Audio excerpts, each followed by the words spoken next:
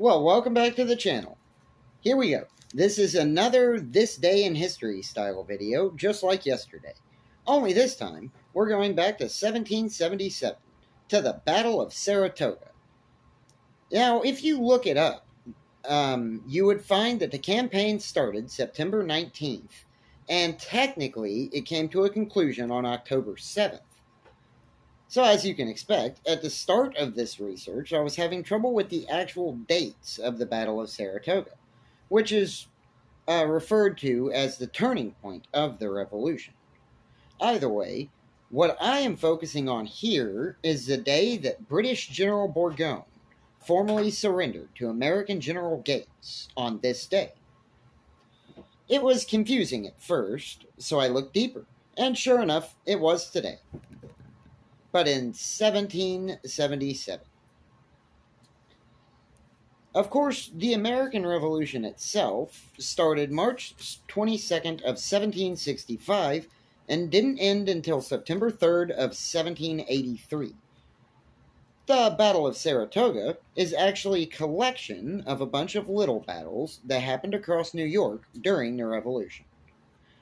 I am going to try to describe the major points of the entire campaign. I'll admit, I very well might have brushed over a couple of little things by accident. So, bear with me as I dig into the events and attempt to decipher what actually went down. So, British troops under the direction of a man named John Burgoyne led an army of like 8,000 men from south from Canada, through the Champlain Valley.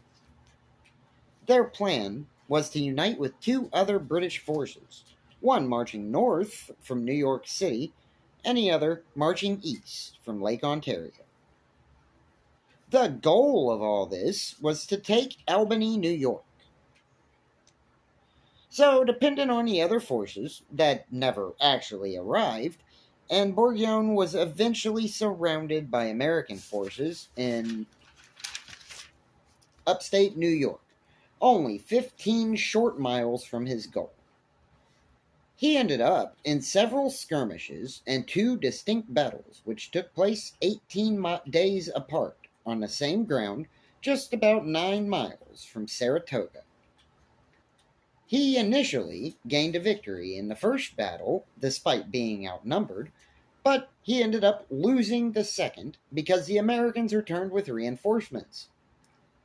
So, Burgoyne was trapped by a much larger force with no relief, so he retreated to Saratoga, which is actually Schillersville now. I think I said that right. I probably didn't. He surrendered his men to General Gates. Now, why is it important? You might be asking yourself, why focus on the Battle of Saratoga instead of the entire revolution?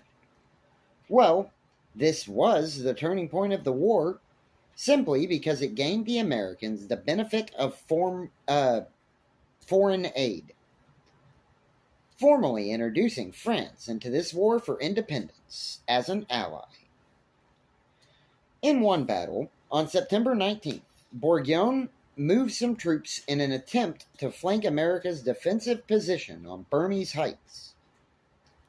Well, America's Major General at the time, Benedict Arnold, placed some forces in his wake. But either way, Burgoyne gained control of the farm. Though he took many casualties in the process, as we already know, he was really banking on those reinforcements. But American soldiers just kept arriving with no sign of British colors.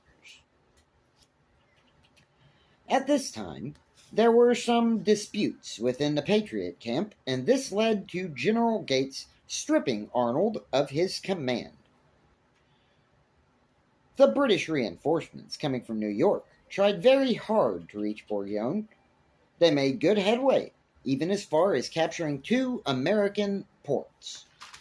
But their great effort just came far too late. As a result of this, Burgoyne's forces were pushed back to where they had started, and the Americans captured 1 point of the entrenched British defenses there. My bad. I tried my best to summarize all of this without missing any details. So, the Battle of Saratoga was a series of smaller battles that expanded from September until October. This day in history, British forces surrendered to American forces back in 1777. In the end, British had us at the start until the US took a victory, pushing them to surrender the army. With that, in more ways than one, this was a distinctive turning point in the American Revolution and indicated to the world, once and for all, that the American colonies had that victory royale, bro. Thanks for watching DJX Chronicles. Sorry, I'm really lame, and that was only 6 minutes, but hey, thanks for watching. I'll see you later on.